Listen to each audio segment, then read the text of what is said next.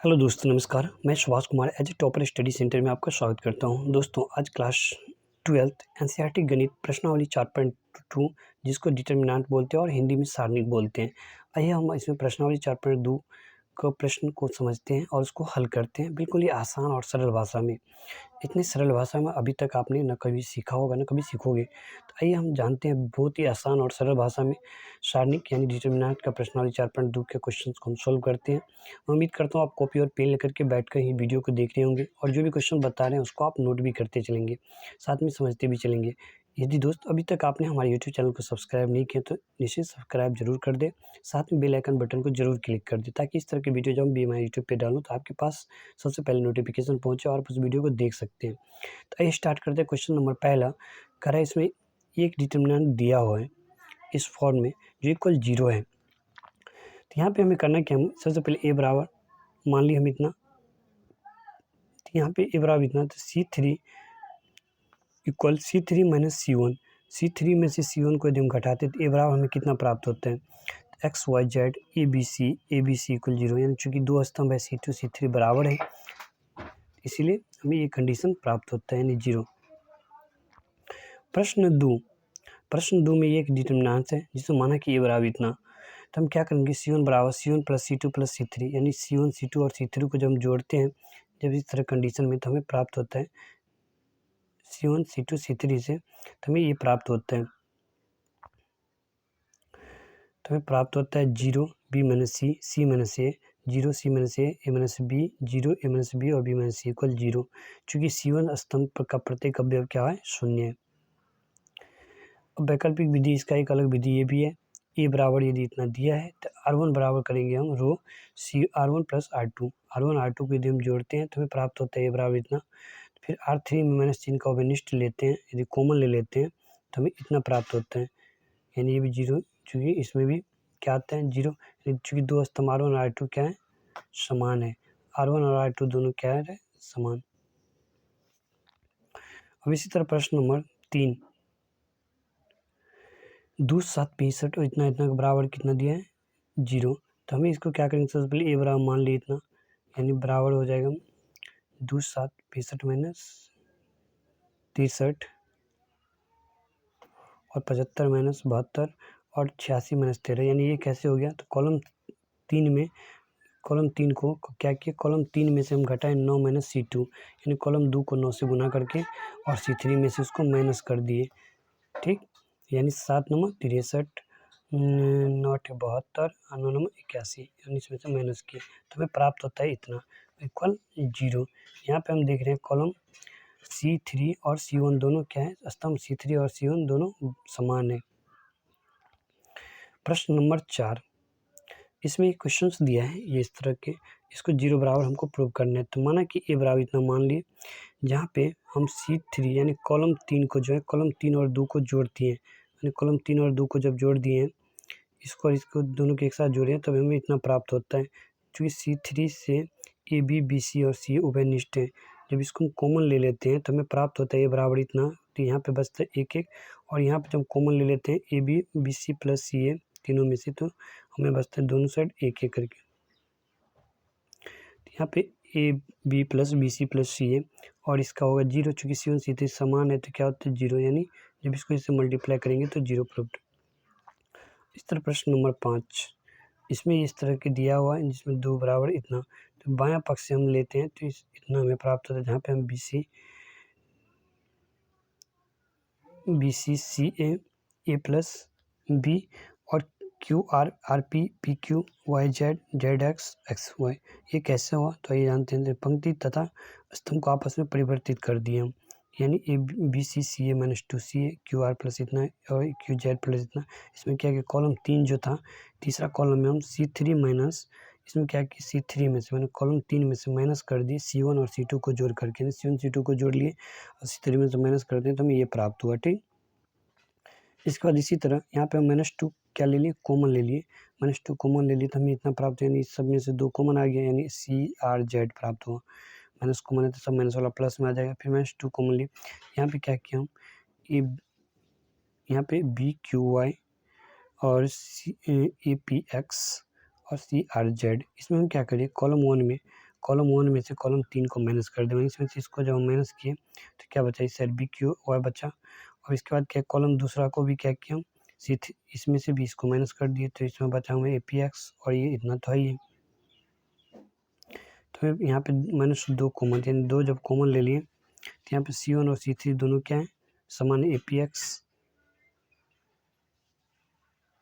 C1 और B P Y B Q Y. C1 जो C3, जितना C1 उतना C3 से, C1 और C3 से, तो ये हमें होता है 2 × 2 ABC PQR XYZ, यानी दायां पक्ष जो था वो प्रूव्ड हो गया। पंक्ति तथा स्तंभ को आपस में परिवर्तित करने पर सारणिकों के गुणधर्मों का प्रयोग करके निम्नलिखित प्रश्नों को सिद्ध कीजिए। जैसे कि प्रश्न ये है, तो हल माना कि 0 A - B - A 0 - C B C 0, तो यहाँ पे हम क्या किए, 1/C कॉमन लेने से पहले यहाँ पर हम R1 रो में C को R1 से गुना कर दिए, यानी C को R1 से गुना कर दिए, तो हमें प्राप्त 1 से कॉमन ले लिए, तो 0 - AB AC 0 C - BC - C = 0। तो यहाँ पर 1/C यदि कॉमन आ गया तो बचा AB AC 0 - A 0 - C BC 0, यानी R1 = R1 - BR2। यहाँ पे A/C यदि कॉमन आ जाता है, कॉमन ले लेते हैं, चूँकि पंक्ति R1 तथा R2 दोनों समान है, इसीलिए B - AB C 0 C 0 - C = 0, यानी 0 प्रूव हो जाता है। प्रश्न नंबर अगला 7 में सिद्ध कीजिए कि -A² AB इतना और इतना, तो 4A² B² C²। तो हल के बायां पक्ष इस साइड से लिए, तो यहाँ पे A B C कॉमन ले लिए, यानी R1 से A, R2 से B और R3 से C। और पहला रो से A ले ली, दूसरा रो से B ले लिया और तीसरा रो से C यदि कॉमन ले लेते हैं तो हमें इस तरह से प्राप्त होता है। अब यहाँ पे ABC कॉमन लेने के बाद हम क्या करेंगे, ABC कॉमन ले लिए, फिर C से C1, कॉलम A से A कॉमन ले लिए, मान A B C C, तो फिर A कॉमन ले लिए, B कॉमन ले लिए, C कॉमन ले लिए, कॉलम C से A, C2 कॉलम C2 से B और कॉलम 3 से C ले लिए, तो हमें इस तरह से प्राप्त है, क्योंकि सारा ABC कॉमन आ गया तो 1 बचेगा। अब इन दोनों को जब हम मल्टीप्लाई करते हैं तो हमें प्राप्त होता है A² B² C²। यहाँ जो बचता है, जब हम यहाँ पे क्या करते हैं, R1 मान पहले रो और दूसरा रो को जोड़ते हैं तो 0, और दूसरा रो को यदि तीसरा रो में से घटाते हैं तो वो भी 0, यानी 0 0 2 0 - 2 इतना, तो 1 1 इतने प्राप्त होते हैं। और प्रथम पंक्ति के संगत विस्तार करने पर इतना है, अब इसको हम विस्तार करते हैं तो दोनों 0 और वो 2 से करेंगे तो इतना, तो इसको यदि मल्टीप्लाई करते हैं तो 0 0 दोनों हो ही जाएगा। यहाँ पे 2 × 0 का 0 ही -2 और माइनस प्लस, यानी 2 दूनी 4 A² B² C², दायां पक्ष प्रूव्ड। आइए प्रश्न नंबर 8 में देखते हैं, सिद्ध कीजिए कि पहला क्वेश्चन है 1 1 1 ABC A² B² C²। यहाँ पे क्या करेंगे हम, यदि बराबर हमें इतना प्रूव करनी है और दूसरा क्वेश्चन में हमें इतना प्रूव करनी है, तो आइए प्रूव करते हैं। सबसे पहले क्वेश्चन नंबर पहला देखते हैं। माना कि डिटरमिनेंट इतना दिया है, यानी सारणी कितना दिया है, जिसमें पहला रो को क्या करेंगे, पहला रो में से तीसरा रो को घटा देंगे, यानी पहला में से तीसरा को घटाएंगे, फिर दूसरा रो को दूसरा में से तीसरा को घटाएंगे दूसरा रो में, तो हमें इस तरह से प्राप्त होता है। यानी कि इसको A² - C² कम A+C और A-C, यानी A - B और A+B वाले जो सूत्र होता है A² - B², उसी पे इसको हम तोड़ के लिखे हैं। तो इसको हम इस तरह लिख सकते हैं, चूँकि A² - B² बराबर A+B A-B, तो यहाँ पे हम A-C और A-C और B-C कॉमन ले लिए, R1 तथा R2 से क्रम से AC और BC कॉमन ले लेते हैं, तो हमें बचता है 0 0 1, और यहाँ पे बचता है 1 1 C, यहाँ पे AC, यहाँ पे BC C²। तो अनिष्ट लेने पर अब C1 को संगत विस्तार किए और उसको हम हल करते हैं, तो डिटरमिनेंट AC - BC, तो बचता है B + C - A - C, यहाँ पे C से C कट गया तो बचा A - B B - C और C - A, दायां पक्ष प्रूव्ड। अब प्रश्न दूसरा इस तरह से दिया हुआ, इसमें क्या करेंगे हम, कॉलम पहला को दूसरा, पहला में से दूसरा को घटाएंगे, इस कॉलम पहला को दूसरा में से, इस सारे में से घटाएंगे तो हमें इतना प्राप्त होता है। फिर दूसरा कॉलम को तीसरा में से घटाएंगे, फिर इसको इसी में से घटाएंगे तो हमें इतना प्राप्त होता है।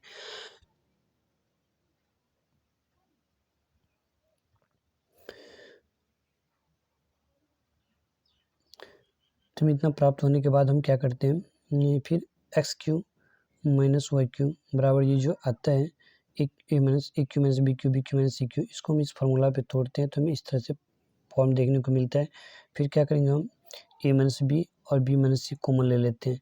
जब ए माइनस बी और बी माइनस सी कॉमन लेते हैं तो हमें इस तरह से बचता है, क्योंकि यहाँ पे C1 कॉलम पहला और दूसरा में कॉलम C माइनस बी और बी माइनस सी कॉमन आता है। तो अब R1 के संगत को विस्तार करने पर जब इसको हम विस्तार करते हैं तो क्या हमें प्राप्त होता है, a minus B minus c 1 into यहाँ पे b square b c plus सी स्क्वायर माइनस फिर 1 से करेंगे इसको, इतना प्राप्त होता है। यानी ए माइनस बी माइनस सी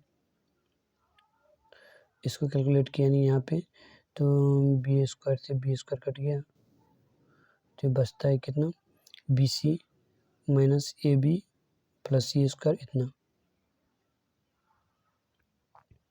तो यानी A minus B minus C into B into C minus A plus C minus A into C plus A, यानी A minus B minus C और सी माइनस ए कॉमन आ गया दोनों में से, तो बचा ए प्लस बी प्लस सी, जो कि दायां पक्ष यही था जो हमें प्रूव्ड हो गया। इस तरह प्रश्न 9 में चलते हैं।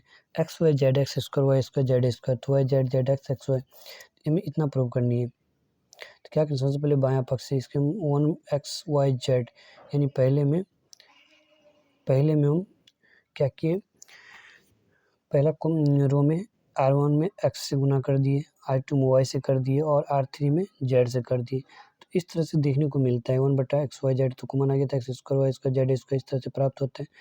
फिर क्या किए हम C3 से x/y/z उभयनिष्ठ ले लिए, C3 यानी कॉलम 3 में x/y/z यदि हम कॉमन ले लेते हैं, इसमें से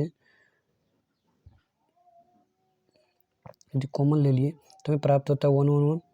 तो यहाँ पे हमें SC3 में x/y/z का जो कॉमन आ गया था, ये दोनों तो कट गया, बचा इतना। अब इतना बचने के लिए मैंने X square Y square Z square X Q Y Q Z Q 1 1 1 बचा।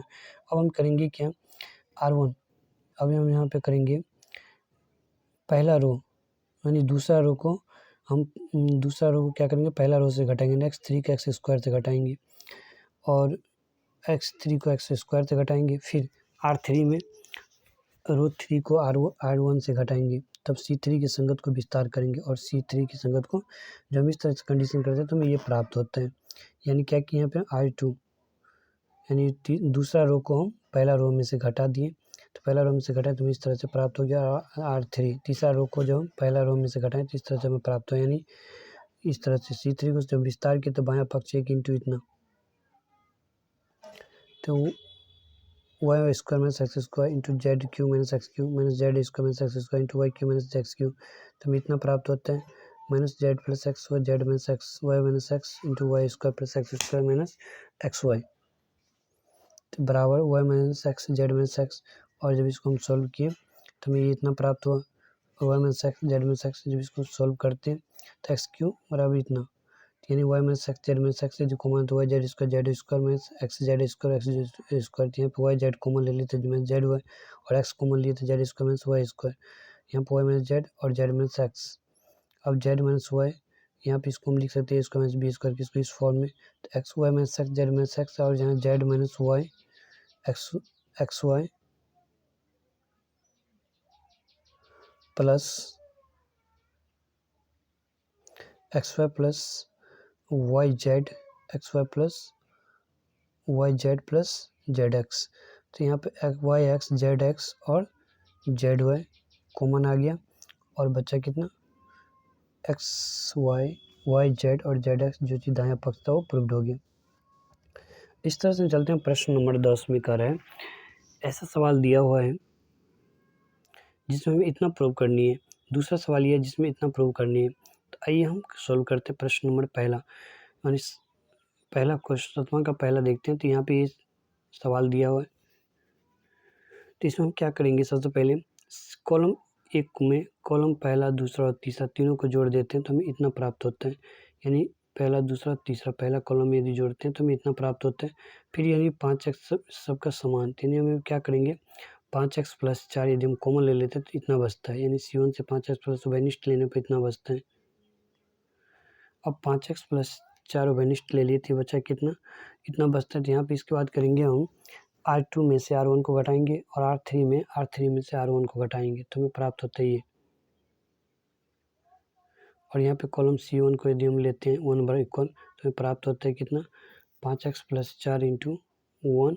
तो ये इतना को लेंगे तो इसको इससे और इसको इससे मल्टीप्लाई करेंगे तो यानी इन दोनों को जब मल्टीप्लाई करते हैं तो 5x + 4 4 - x², जो कि दायां पक्ष यही है जो प्रूव हो गया। अब चलते हैं प्रश्न 2 इसी का, जो बायां पक्ष इतना दिया हुआ है। तो इसमें हम क्या करेंगे, इसमें वही करेंगे C1 C2 C3 को जब जोड़ते हैं तो इस तरह से प्राप्त होता है। अब यहाँ पे तीनों में 3y + k कॉमन है तो क्या कर लिए, इसको कॉमन ले लिए तो इतना बचा। अब 3y + k इसमें करने से R2 में से R1 को घटा दिए और R3 में से R1 को घटाएं, तब ये प्राप्त होता है कितना 1 0 0 yk 0 y 0 k। तो यहाँ पे C3 संगत लेने पे हमें बचेगा इतना, यानी k 1 × k² यानी k² 3y + k, जो कि दायां पक्ष है, प्रूव्ड हो गया। इस तरह प्रश्न नंबर 11, जो कि ये प्रॉब्लम सवाल दिया और इसको में इतना प्रूव करना है, और ये सवाल दिया जिसमें इतना प्रूव करनी है। तो आइए जानते हैं पहला इसी का। तो बायां पक्ष से जब लेते हैं इतना, तो यहाँ पे क्या आ रहा है a + b, इसको लाने के लिए जब हम R1 में R1 R2 R3 यानी पहला रो में पहला दूसरा और तीसरा को जब हम ऐड कर देते हैं, तीनों को जब जोड़ते हैं तो हमें प्राप्त होता है इस तरह से। तो यहाँ पर हम देख रहे हैं पहला रो में a + b + c कॉमन आ रहा है, तो हम R1 पहला रो से क्या कर लिए a + b + c को कॉमन ले लिए, तो कॉमन लेने के बाद इतना बचता है। अब करना क्या है, हमें कॉलम दूसरा में से पहला को घटा देना और तीसरा में से पहला को घटाते हैं तो हमें इस तरह से प्राप्त होता है। तो इस तरह से प्राप्त होने के बाद यहाँ पे हमें एक इक्विवेलेंस लेकर के लेता है संगत विस्तार से, तो हमें बचता है इतना। तो इसको इससे मल्टीप्लाई और इसको इससे मल्टीप्लाई करने पर हमें इतना प्राप्त होता है, यानी a + b + c।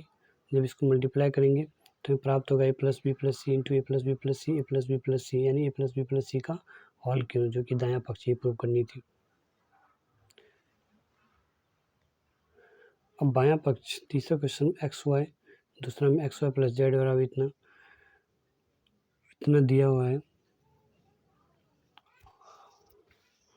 तो हम क्या करेंगे, यहाँ पे तीनों को जोड़ देंगे, कॉलम फर्स्ट सेकंड थर्ड। जब तीनों कॉलम को जोड़े तो हमें इस तरह से प्राप्त होता है। यहाँ पर हम देख रहे हैं तीनों में 2 × x + y + z कॉमन आ रहा है, तो हम करेंगे क्या, C1 में x + y + z कॉमन ले लिए तो बचा 1 1 1, इस फॉर्म में आता है जब कॉमन लिए बायां पक्ष। तो यहाँ पे करेंगे क्या, हम जब पहला रो में दूसरा रो को पहला रो से घटा देंगे और तीसरा रो को पहला रो से घटाते हैं तो हमें इस तरह से प्राप्त होता है। और तब क्या करते हैं, हम R1 और R2 से x + y + z कॉमन ले लेते हैं। x + y + z क्या करते हैं, हम कॉमन ले लेते हैं दोनों से, तो हमें इस तरह से फॉर्म तैयार होता है और बचता 1xy 0 1 0 0 0 1, यानी 1 R3 को यदि संगत विस्तार करते हैं तो हमें बायां पक्ष प्राप्त होता है 2 × x + y + z का होल क्यूब × 1 1 - 0, यानी 2 × x + y + z का होल क्यूब दायां पक्ष। अब प्रश्न 12, इसमें ये प्रॉब्लम दिया हुआ है जिसमें 1 - x³ का होल स्क्वायर, यानी दायां पक्ष इसका इतना दिया है, यानी 1 + x + x², 1 + x + x², 1 + x + x², x - x1 x² x इतना प्राप्त करने के लिए हमने क्या किए, तीनों कॉलम को जोड़ दिए। तो जोड़ने के बाद हमें इतना प्राप्त होता है। अब यहाँ तीनों में इसमें देख रहे हैं तीनों समान है, तो क्या कर लिए, इसको हम कॉमन ले लिए। यदि कॉमन ले ली तो 1 + x + x² तो इतना बचता है। फिर इसमें क्या किया, रो दूसरा में से पहला रो को घटाएं और तीसरा में से पहला रो को घटाते हैं तो हमें इस तरह का फॉर्म मिलता है। और इसके बाद क्या करते हैं, 1 + x + x² करते हैं। यहाँ पे जब पहला रो था दूसरा रो में 1 - x 1 या 1 - x को कॉमन लेते हैं तो हमें कितना प्राप्त होता है, 1 + x + x², 1 - x और 1 - x। तो यहाँ पे होता है 1 0 0 x 1 x x² x ये इसको विस्तार करने पर इसको मल्टीप्लाई करने पर हमें प्राप्त होता है दायां पक्ष 1 + x² × 1 - x 1 - x 1 + x और x - x × x।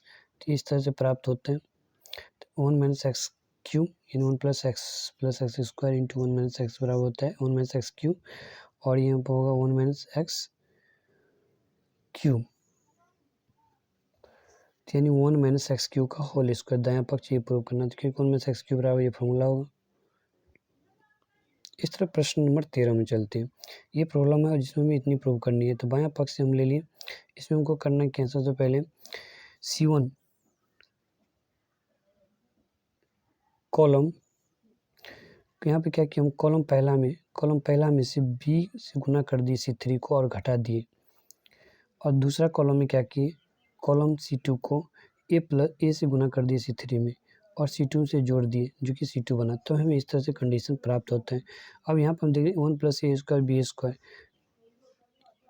प्लस तीनों में आ रहा है, तो क्या करेंगे, हम इसको कॉमन ले लेंगे। कॉमन ले लिए a + b a 1 + a² b² का होल स्क्वायर, तो ये हमें प्राप्त, तभी जो बचता है तो क्या बचता है, इतना करने के बाद हमने क्या C1 C2 उभयनिष्ठ ले लिए, तो हमें इतना बचता है। फिर क्या करेंगे हम, और R3 यानी तीसरा रो में, तीसरा रो में से पहला रो को B से गुना कर देंगे, उसको घटा करके और उसमें जोड़ेंगे दूसरा रो को A से गुना करके, तब इतना प्राप्त होता है। तो R1 यहाँ पे क्या आ रहा है, बाद बाकी 2 0 R1 1 आ रहा है, जब इसको लिए तो हमें बचा कितना 1, 1 को लेने पर तो इतना बचता है, जिसको हम प्रूव करते हैं तो 1 + a² + b² बराबर 1 का होल क्यूब, यानी दायां पक्ष प्रूव्ड हो गया। और प्रश्न 14 में ये प्रश्न हो गया a² + 1 AB CA AB b² + 1 CA AC BC इतना, इसमें हमको प्रूव करनी है इतना। तो पहला R1 R2 R3 क्रम से ABC उभयनिष्ठ लेते हैं। दूसरा रो में क्या करेंगे, दूसरा रो में से पहला रो घटाएंगे। तीसरा रो में क्या, तीसरा रो में से पहला रो का प्रयोग करने के बाद कॉलम A को A से और कॉलम 2 को B से तथा कॉलम C को 3 से गुना करते हैं। तो ये जानते हैं, जैसे कि हल किए इसको हम, पहला रो, दूसरा रो, तीसरा रो में क्रम से ABC उभयनिष्ठ, यानी कॉमन लेने पर हमें प्राप्त होता है इतना। जब कॉमन लेते हैं तो ये प्राप्त होता है। फिर हम दूसरा रो में से दूसरा रो को पहला रो को घटाते हैं, फिर तीसरा रो में से पहला रो को घटाते हैं, तो हमें इस तरह से कंडीशन देखने को मिलता है। अब कॉलम 1 2 3 को क्रम से ABC से जब गुना करते हैं तो ABC गुना 1/ABC, तो हम इस तरह से प्राप्त होता है। यानी हम इसको हम लिख सकते हैं a², ए से ये कट गया, यहाँ पे ABC कट गया, तो बचा कितना a² + 1, इस तरह से बचता है। अब R3 यहाँ पे हम देख रहे हैं, जो R3 का विस्तार करने पर -1 इंटू ये हो जाएगा कितना,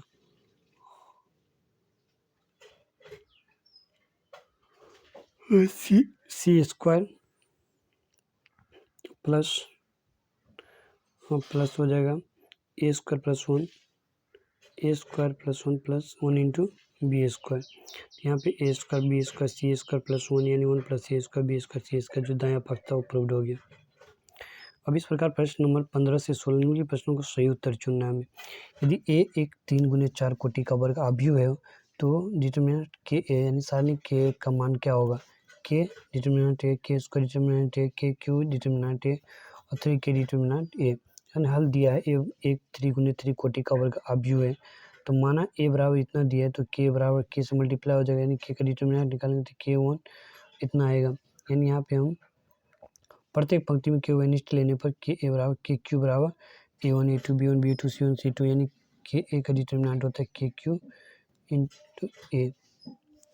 प्रश्न 16 निम्नलिखित में कौन सा कथन सही है, सारणी के एक वर्ग अवयव है, सारणी के एक अवयव से संबंध एक संख्या है, सारणी एक वर्ग अवयव से संबंध एक संख्या है, या उपरोक्त में से कोई नहीं। तो हम जानते हैं कि n वर्ग के अवयव A बराबर Aij, जहाँ A j बराबर A, तो ij को या अवयव है तो किसी व्यंजक या संख्या के साथ प्रतिस्थापित किया जा सकता है, जिसे सारणी कहते हैं। तो प्रत्येक वर्ग अवयव से संबंध एक सारणी होता है। दोस्तों इस तरह से प्रश्नावली 4.2 का जितने भी क्वेश्चन थे हमने इस वीडियो में कवर करने की कोशिश की और की भी। मैं उम्मीद करता हूँ आपने कॉपी और पेन लेकर के बैठे होंगे और सारे प्रश्न को हल सहित आपने नोट किए होंगे। दोस्तों मैथ एक प्रैक्टिस का चीज़ है, जितनी ज़्यादा प्रैक्टिस करेंगे उतना आप सीखेंगे, समझेंगे। यदि फिर भी आपको समझ में नहीं आया हो तो आप वीडियो को फिर से पॉज करके, यानी वीडियो को बैक करके या वीडियो को फिर से स्टार्ट करके आप देख सकते हैं। फिर भी यदि समझ में आए तो आप टॉपर स्टडी सेंटर हमारा जो व्हाट्सएप ग्रुप है उसमें जुड़ करके आप वो प्रॉब्लम पूछ सकते हैं। जो क्वेश्चन हो सकता है आपको ना बना हो, ये समझ में नहीं आया हो, तो हम उसको अलग से एक वीडियो के माध्यम से आप तक पहुँचाने की कोशिश करेंगे। मिलते हैं नेक्स्ट वीडियो में, तब तक जय हिंद। अभी तक आपने यदि हमारे यूट्यूब चैनल को सब्सक्राइब नहीं किया तो सब्सक्राइब जरूर कर दें, साथ में बेल आइकन बटन को जरूर क्लिक करें। थैंक यू दोस्त, मिलते हैं नेक्स्ट वीडियो में, तब तक जय हिंद।